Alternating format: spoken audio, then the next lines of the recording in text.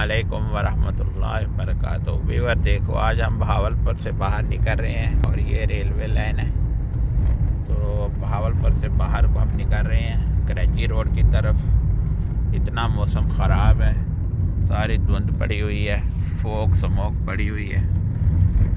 यहाँ तो स्मोक तो नहीं होती, फोक ही होती है।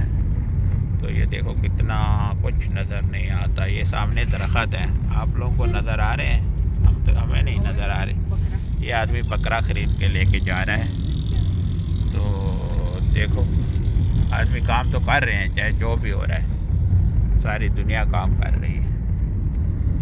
ये लो जी, मौसम देखो आज कैसा है।